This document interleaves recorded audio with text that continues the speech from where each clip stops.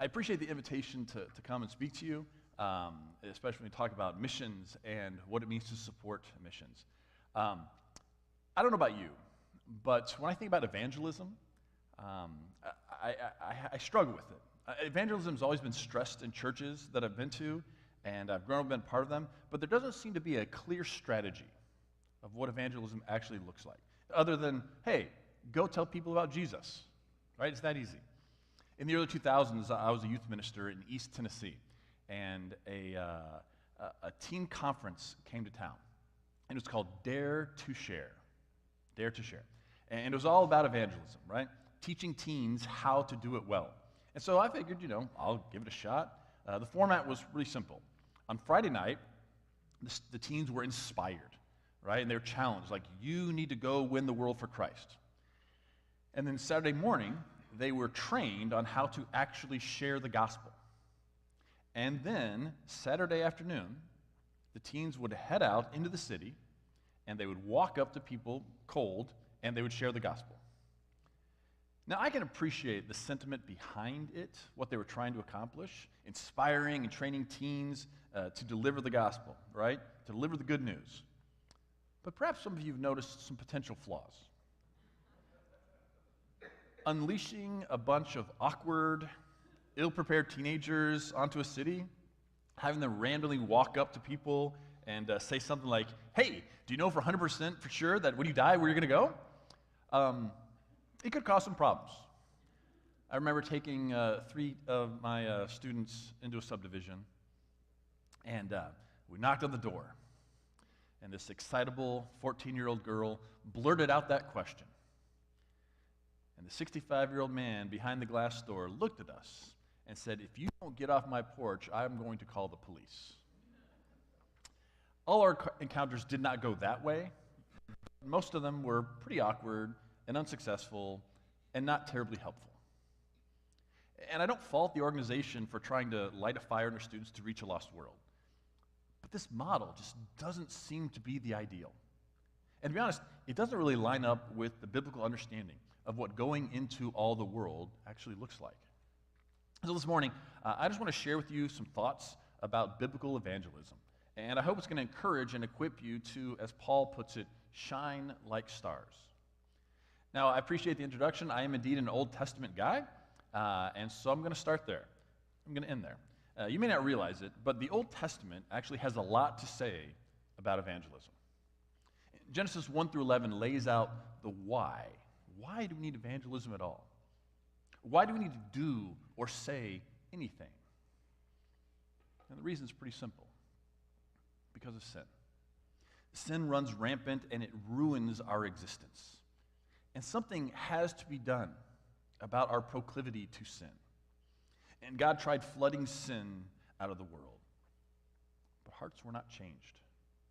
See, sin has so tarnished our nature that just wiping people out is not going to do the trick. So God decided to use one man, whose name was Abraham, to enact something different in this world. Something that would both destroy the sinful nature, the selfish nature, but also would show people a better way to live. Now, in order to tackle this topic of what the Bible says about evangelism, I want to use the metaphor of a jigsaw puzzle. Any jigsaw puzzle fans out there? Okay, 2, great. This is going to be fantastic. So some of you, you enjoy the tedious task of putting all the pieces together, right? A few Christmases ago, when my family got together, my dad, my wife, my sister-in-law, we worked on this jigsaw puzzle. Do we have the picture? Yes, that's the one. Now, how classic is that, right? That puzzle's got to be 40 years old. And it's from the original Star Wars movie, and it's an oldie but a goodie. It was only 140 pieces. This is some of you like, 140 pieces, that would take 2 minutes, right? It didn't take us long, but we got to the end. Guess what happened? Of course, we're missing one piece. It's 40 years old, right? Now, I found out that my wife, her name's Carrie, she was hiding it because she wanted to put the last piece in. She denies it and says it fell into her lap, unbeknownst to her. Sure, okay, we'll never know. Regardless, when you're putting together a jigsaw puzzle, what's one important help? Well, it's to know what the puzzle's supposed to look like, right? Otherwise, you're just sort of blindly hoping and guessing. And if you don't have a picture, you're just hoping you find the pieces that fit together. I liken this to the Abraham stage of God's plan. When God appeared to Abraham, what did he say? He said, go. Go where I'll show you. I'll make your name great. I'll make you into a great nation. I'll bless you, and you'll bless the world. Go. And that's it. Now, if I'm Abraham, I might ask a question or two. How? Like, how is all that going to happen? What's this even going to look like? Abraham wasn't told. Abraham, I think, was just given by God a bunch of jigsaw pieces. He says, you're the solution. And Abraham obeyed. Did he have his doubts? Sure. Did he do things the wrong way at times? Sure. But he believed, and it was credited to him as righteousness. And so by the end of Genesis, they're a decent-sized group of people, but they're nowhere close to fulfilling these promises. They are not in the land, they are not many, and they aren't really blessing anyone. And as Exodus begins, the population explodes, but again, not in the promised land. They're in Egypt, and eventually they become slaves.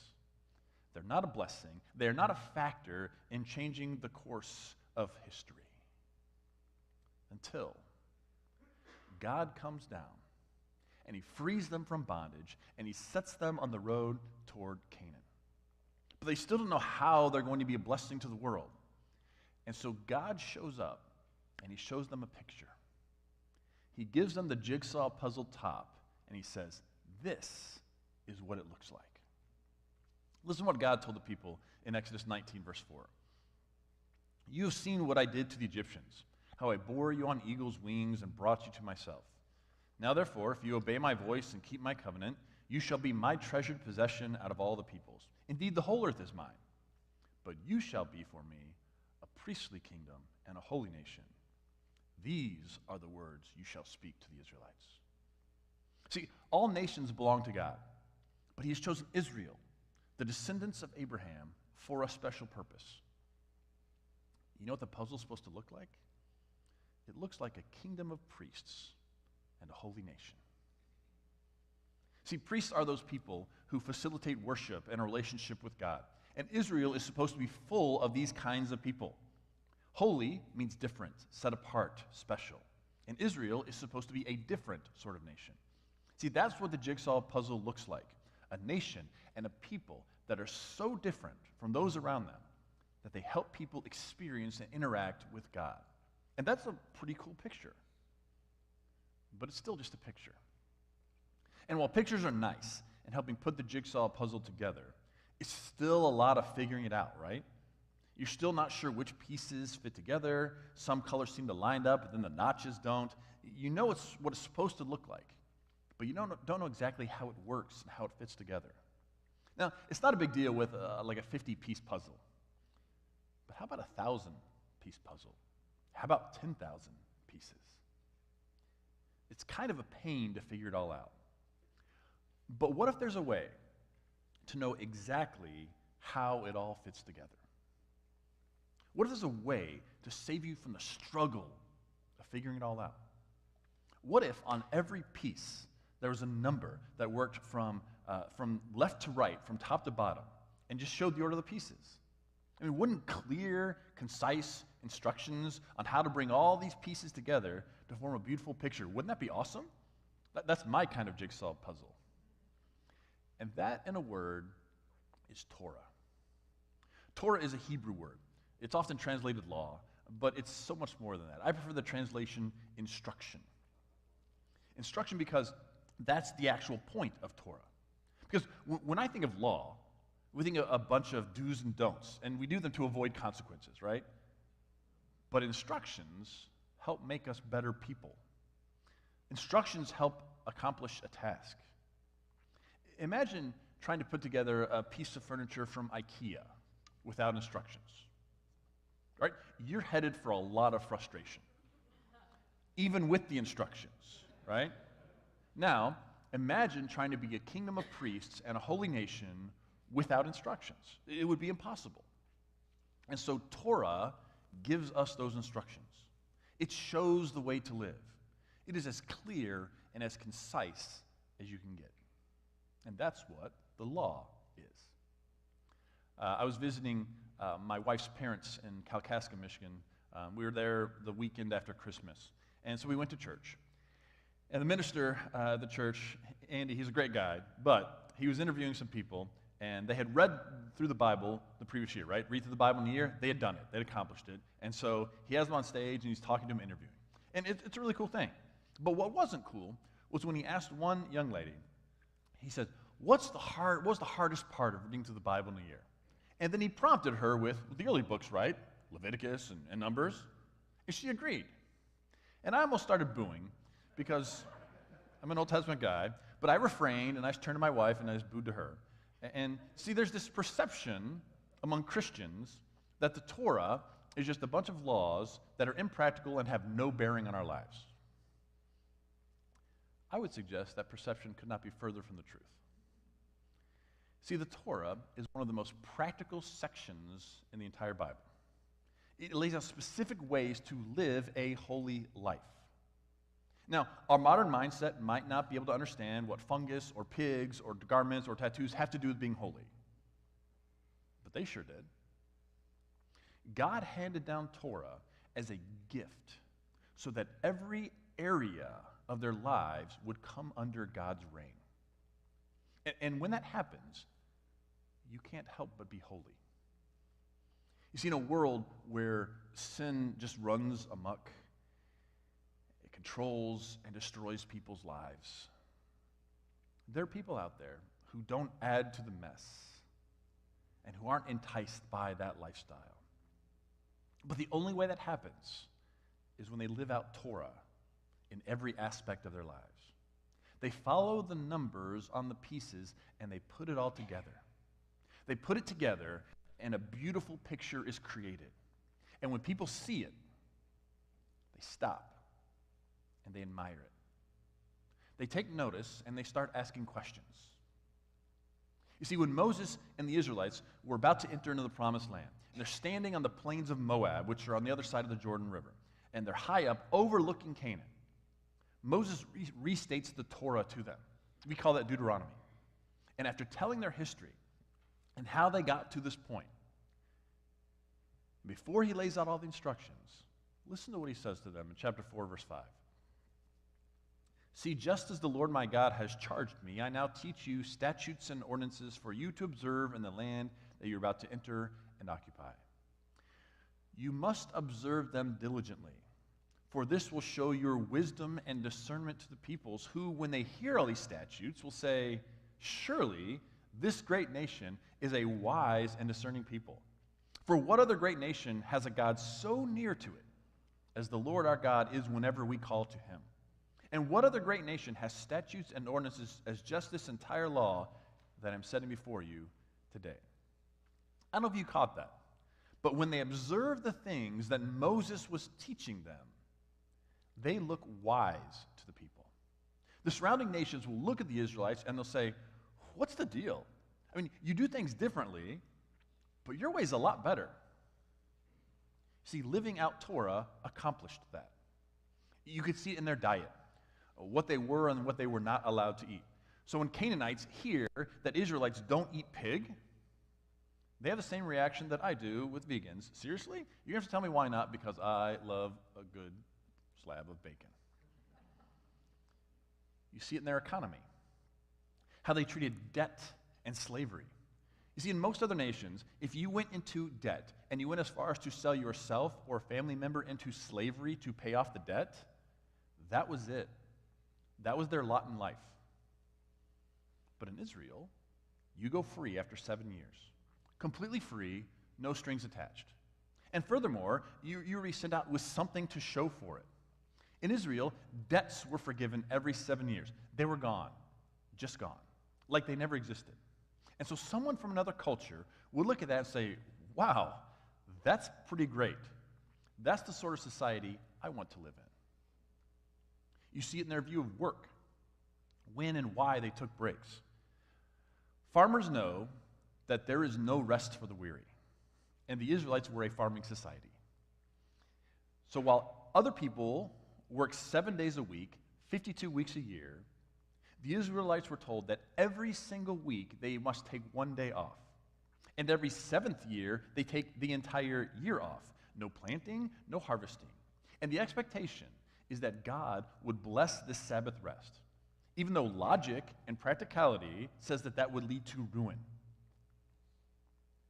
And so a non-Israelite neighbor looks at that and thinks, that's the sort of God I want to serve.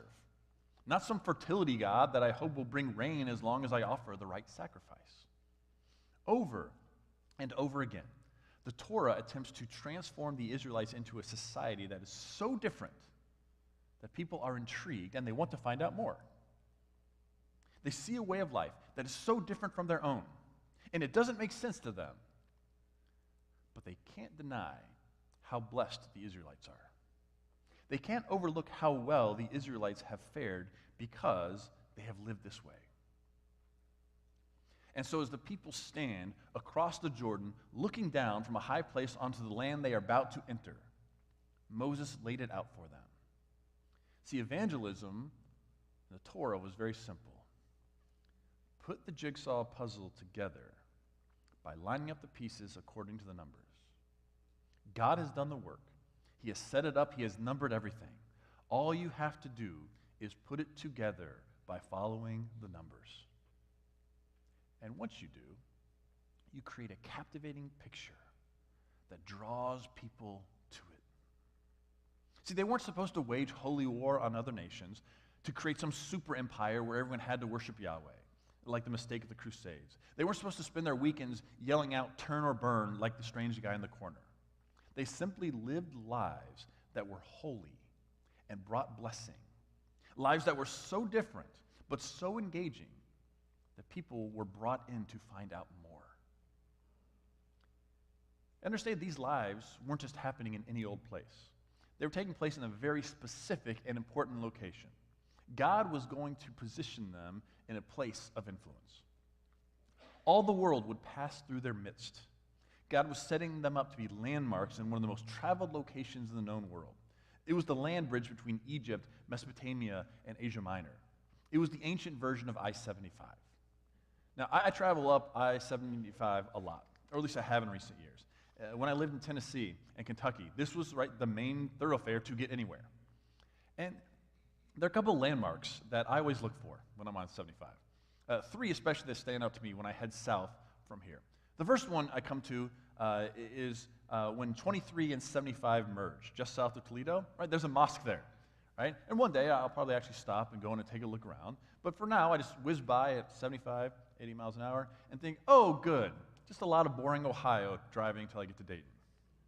Then, once I get past Dayton and I'm closing in on Cincinnati, I see the huge Jesus statue. It stands 62 feet tall. Now, this is the same statue used to be called Touchdown Jesus or Big Butter Jesus. But God, in his wrath, he struck it with lightning and burned it down. And, of course, the church didn't see it like that, so they built another one in its place. Then after I get past the nerve-wracking 30 minutes of Cincinnati traffic, I'm greeted with Southern hospitality in the form of a water tower. Anyone know what I'm referring to? It's Florence, y'all, right? And when I see that water tower, I know I'm in God's country, and there's no more major cities for a long time. Landmarks are fun, but they also tell a story. I mean, there's a reason why there's a big statue of Jesus and why it says Florence, y'all, on a water tower. I don't know the story, but I'm sure there is one. See, landmarks and monuments do that. They pique our interest. They testify to something has gone on here. The ancient world had landmarks too. Have you ever heard of a city called Gezer? It's mentioned in the Bible. Ancient Gezer bustled with travelers and commercial activity. And it stood at the intersection of two major trade routes connecting the known world at the time. And so because of their strategic location, inhabitants of Gezer had a tremendous influence on the culture of their day. And at this high place in Gezer, pagans once pushed up 10 huge standing stones. And I imagine you walk along and you see those stones. It would give people pause, and they'd be like, what's the deal with that, right? I wonder that now. Well, today, Tel Gezer's standing stones still look tall, and they look impressive, but their meaning has been lost. In the same way, Stonehenge stands as a really cool monument, but no one really knows what these stones are good for, because stones cannot speak for themselves. Right? There are no living witnesses to explain what happened there in ancient days. So the Israelites, they were not supposed to just set up a bunch of monuments. They were supposed to be living testimonies to what God had done in their midst. In the New Testament, Peter does something amazing with his letter. He brings the ideas of Exodus and stone monuments together in a brilliant stroke of a pen. In 1 Peter 2:4, he says that we are living stones, right? We're being built together into a spiritual house to be a holy priesthood. And in verse 9, he brings it all together and says this: but you are a chosen race, a royal priesthood, a holy nation, God's own people, that you may declare the wonderful deeds of him who called you out of darkness and into his marvelous light. You see, like the Israelites, we are priests who introduce people to God.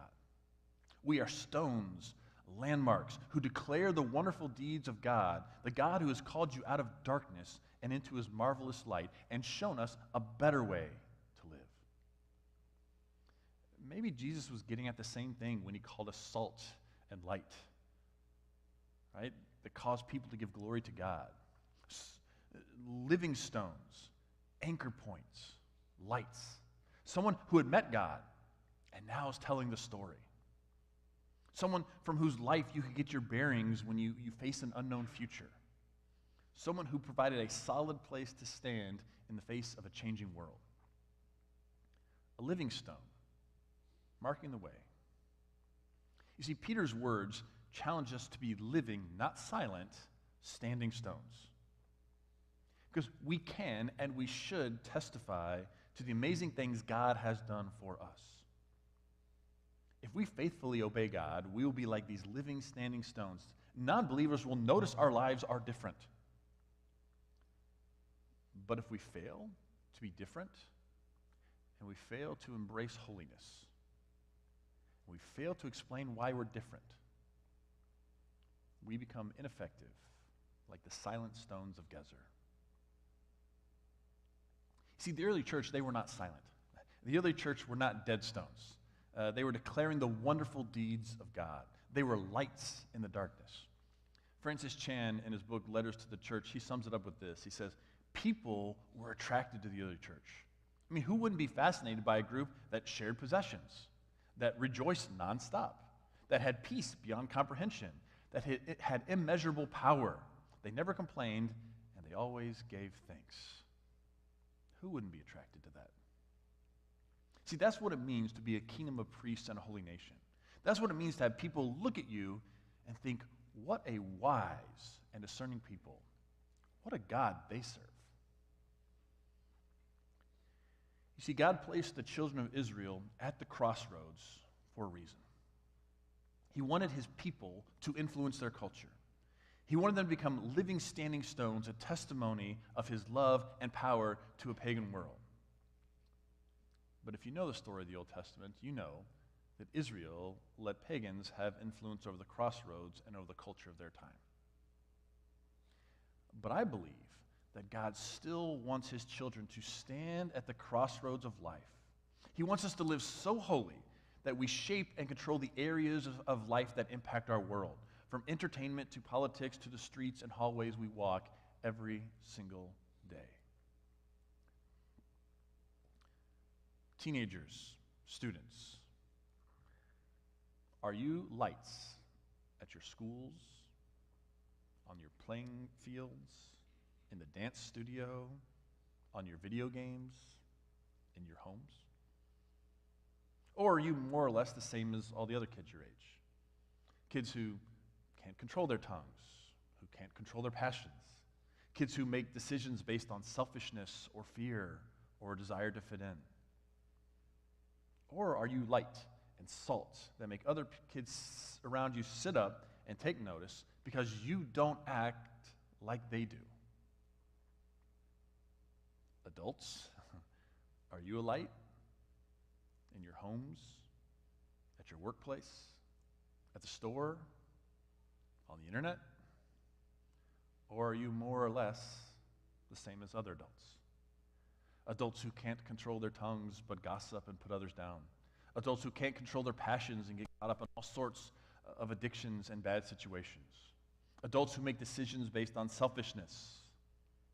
Or are you light and salt that when other people look at you, they think, oh, so this is what adulting could be? See, evangelism doesn't have to be saying the right words. It could just be living out a holy ethic. See, God has placed each of us in our own sphere of influence. No matter how large or small that influence may be, we can act in a way that shows others our Lord is God. As we live godly lives, as we live holy lives, different lives, non-Christians will see God's work in us and be drawn toward Him. And so, may we be the jigsaw puzzle workers, God's holy people who take seriously God's call to put together a picture that astonishes the world. You pray with me. Oh God in heaven, you have been so good to us, and sometimes we flounder about and we don't know what to do and how to do it, but you've made it clear.